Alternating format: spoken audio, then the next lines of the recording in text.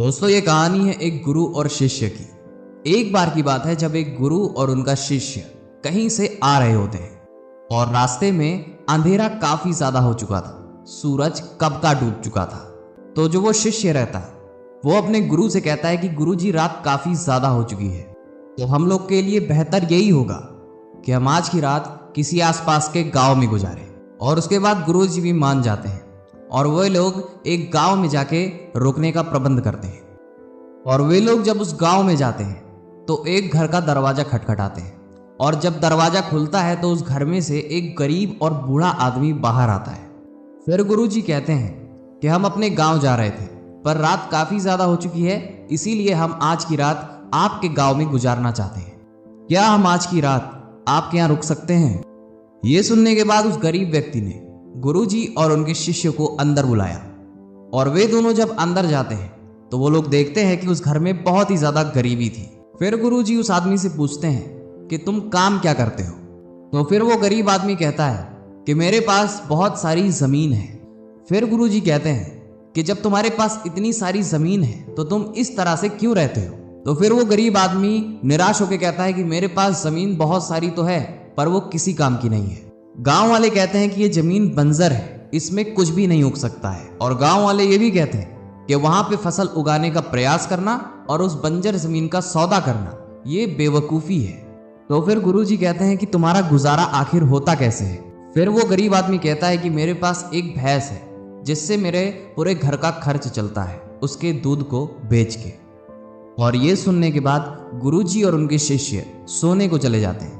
और फिर रात के जब 1-2 बज रहे होते हैं तब गुरुजी ने अपने शिष्य को जगाया और उस गरीब आदमी के भैंस को लेके गांव की तरफ निकल जाते हैं। तो फिर वह शिष्य अपने गुरु से कहता है कि गुरुजी, कहीं हम गलत तो नहीं कर रहे हैं?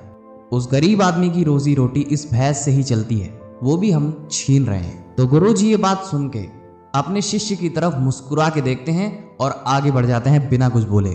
और इस बात को देखते ही देखते 10 साल बीत जाते हैं और फिर वह जो शिष्य था वो बहुत बड़ा गुरु बन चुका था।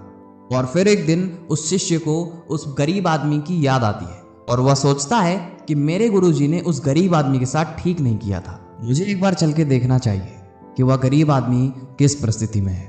और फिर वह शिष्य उस गांव में जाता है और फिर वहां पे पहुंचता है जहां पे वो लोग बसेरा किए हुए थे।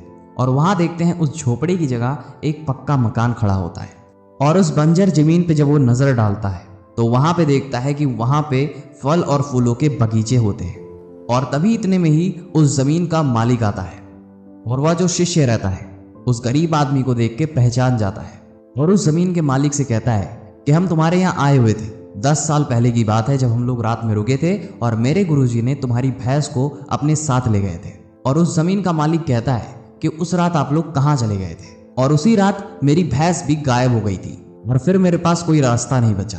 और फिर मैंने अपनी जमीन पे मेहनत करी और देखते ही देखते उसमें फल उगना, अनाज उगना चालू हो गया। और आज मैं इस गांव का सबसे बड़ा और सबसे धनवान आदमी हूँ। और ये बात सुन के ही शिष्य के आंखों में आंसू आ जाते हैं अपने गुरुजी के लिए। और उस शिष्य को अपने गुरु की बात पूरे 10 साल बाद समझ में आती है, जिसकी वजह से वो भावुक होके वहीं पे रोने लगता है। इस कहानी से हमें सिर्फ एक चीज सीखने को मिलता है कि हमारे पास, हमारे आसपास बहुत सारी ऐसी चीजें हैं जिससे हम अपनी जिंदगी को बदल सकते हैं। बस सही समय पे सही चीज को पहचानने का हुनर होना चाहिए। अगर आप आगे नहीं बढ़ पा रहे तो जिंदगी में कुछ ना कुछ ऐसी चीजें होती हैं, ऐसे लोग होते हैं जो आपको रोक के रखते हैं। वो कुछ भी हो सकता है, वो कोई चीज हो सकती है, वो आपके फैमिली वाले भी हो सकते हैं। बस आप पे डिपेंड करता है कि जैसे उस गरीब आदमी के पास उस भैंस की तरह आपके पास कोई ऐसी चीज तो नहीं है जो आपको रोके हुए है। उसको पहचानिए और लाइफ में आगे बढ़िए। उम्मीद करते हैं आपको ये स्टोरी पसंद आई होगी। इंस्पायरिंग स्टोरी से जुड़ने के लिए आप हमारे YouTube चैनल को सब्सक्राइब भी कर सकते हैं। अभी के लिए बस इतना ही था। अभी के लिए शाइनिंग ऑफ इंस्पायरिंग स्टोरी।